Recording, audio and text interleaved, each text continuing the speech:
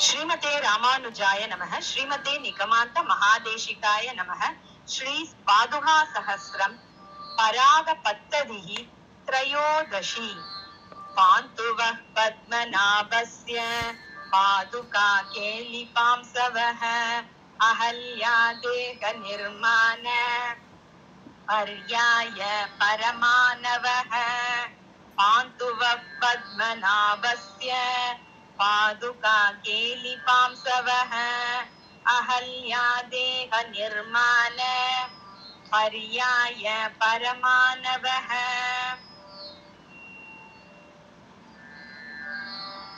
तव सञ्जरणाद्रजो विभूतं यदिदं रङ्गनरेन्द्रपादरक्षे अलमेतदनाविलानि कर्तुं कथकक्षोदगिवाशु मानसानि। पुनरुक्तपितामहानुभावाः पुरुषा केचिदमी पुनन्ति विश्वम्। मधुवैरिपदारविन्दबन्धोर् अपरागास्तव पादुके परागैः। अभियुक्तजनो निजार्भकानां बहुशो रङ्गनरेन्द्रपादरक्षे अवलेपपिशाचमोचनार्थं रजसा लिम्पति तावकेन देहान्। शिरसा परिगृह्य लोकपालास्तव रङ्गेश्वर पादुके रजांसि। विषमेषु बलेषु दानवानां व्यपनीतान्यशिरस्त्रमाविशन्ति।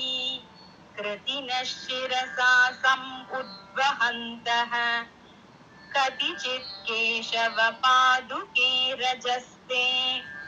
रजसस्तमसोऽपि दूरभूतं परिपश्यन्ति विशुद्धमेव सत्त्वम्।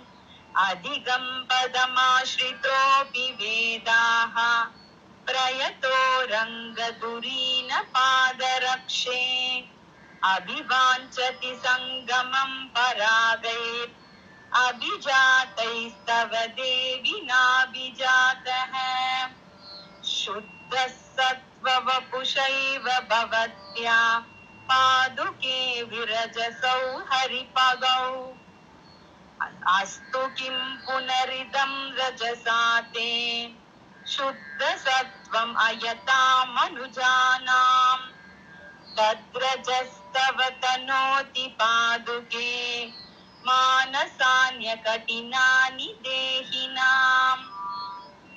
प्रस्तरस्य पदवीगतस्य यत् व्याचकार मुनिधर्मधारताम्। रङ्गेशयस्य पुरुषस्य जगद्विभूत्यै रत्या परिक्रमविदौ मणिपादरक्षे। सीमन्तदेशमनवद्य सरस्वतीनां सिन्दूरयन्ति भवती चरिताः परागाः। मान्येन रङ्गनृपतेर्मणिपादरक्षे चूडापधानि रजसा तव भूषयन्तः। कालक्रमेण भजतां कमलासनत्वं नाभीसरोजरजसां निवसन्ति मध्ये। मातर्मुकुन्दचरणावनितावकीनाः चिन्तावशीकरणचूर्ण विशेषकल्पाः। सञ्चारपांसुकनिका शिरसा वहन्तो विश्वं पुनन्ति पदपद्मपरागलेशैः। आयोजितान्यमलदीभिरनन्यलभ्ये पादावनिश्रुतिवधू पटवासकृत्ये। त्वत्सञ्चर प्रचलितानि रजांसि शौरेः प्रख्यापयन्ति पदपद्मपरागशोभाम्।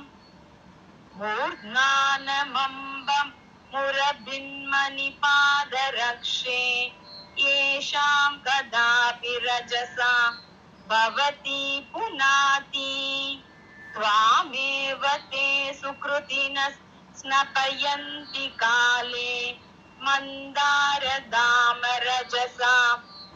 मकुटच्युतेन रत्या विहाररजसा परिदूसराङ्गीं रङ्गेश्वरस्य ललितेषु महोत्सवेषु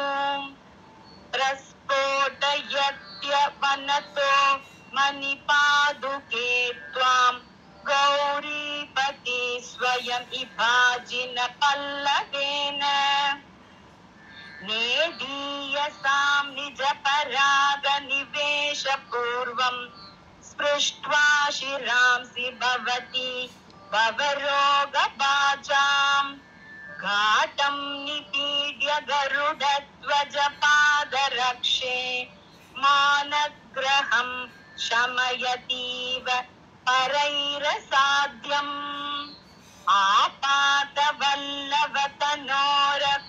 आपातवल्लभतनोरकुमारयूनः पादावनि प्रविशतो यमुनानिकुञ्चान् आसीदनङ्गसमरात् पुरतः प्रवृत्तः सेनापराग इव ते पदवीपरागः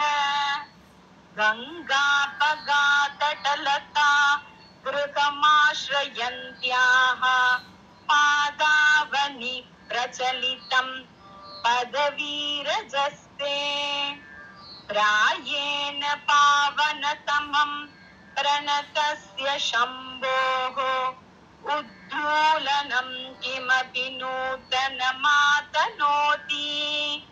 अन्ते तदा त्वम विलम्बितमानयन्ति रङ्गात् भुजङ्गशयनं मणिपादरक्षे कामं निवर्तयितुम् अर्हसि संज्वरं मे कर्पूरचूर्णपटलैरिव धूलिभिस्ते रङ्गेश पादसहधर्मचरित्वदीयान् मौलौ निवेश्य महितान् पदवीपरागान्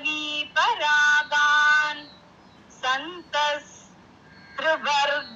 पदवीम् अतिलङ्घयन्तो मौलौ पदं विदधते विबुधेश्वराणां मातस्तदा माधवपादरक्षे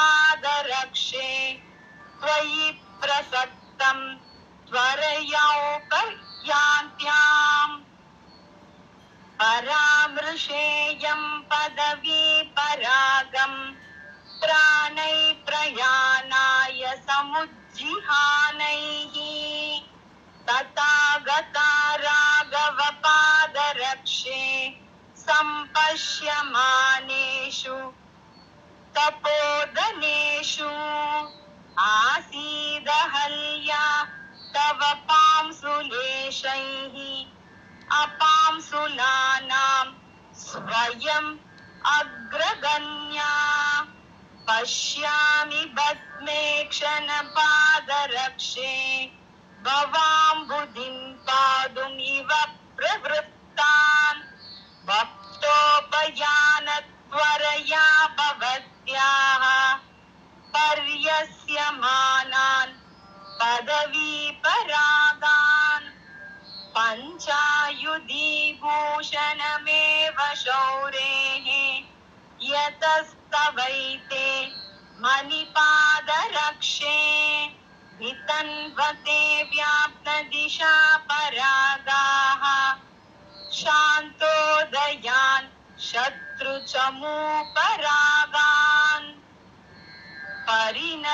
परिणतिमकटोरां प्राप्तया यत्प्रभावात् अलभत शिलया स्वान् गौतमो धर्मदारान् पुनरुपज निशङ्गावारकं पादुके तत् प्रशमयति रजस्ते रागयोगं प्रजानां रजनिविगमकाले रामगाथां पठन्तः कुशिकतनयमुख्या पादुके भावयन्ते उपलशकलसक्तैस्त्वत्परागैरखाण्डे जनितमुनिकलत्रान् दण्डकारण्यभागान् शुभसरणिरजोभिः धरित्रीम् परिणतिरमणीयान् प्रक्षरन्ति पुमर्तान् भवसि भुवनवन्द्या पादुके रङ्गभर्तुः शरणम् उपगतानां शाश्वती कामधेनुः पवनतरलितस्ते पादुके रङ्गभर्तुः विहरणसमयेषु व्याप्तविश्वः परागः विषमविषयवर्त्म्या वर्त्म व्याकुलानामजस्रम् व्यपनयति जनानां वासना रेणुजालम् निष्प्रत्यूहम् उपाशिषीमहि मुहुर्निःशेषदोषच्छिदो नित्यं रङ्गधुरन्धरस्य निगमस्तोमार्चिते पादुके धत्ते मूर्धभिरादिपद्मजनिता तत्तादृशी सन्ततिः यत्सञ्चार पवित्रित क्षितिरज पङ्क्तिं चतुष्पञ्चशैः रजसा परोरजस्तन्न खलु न लङ्घयेत भगवतोऽपि पदम् किमुत हृदयमदीयं भवति यदि नाम पादुके न स्यात् रजसा परोरजस्तन्न खलु न लङ्घयेत भगवतोऽपि पदम् किमुत हृदयमदीयं भवति यदि नाम पादुके न स्यात् इति श्री रङ्गनाथ पादुका सहस्रे परागपत्तदिः त्रयोदशी।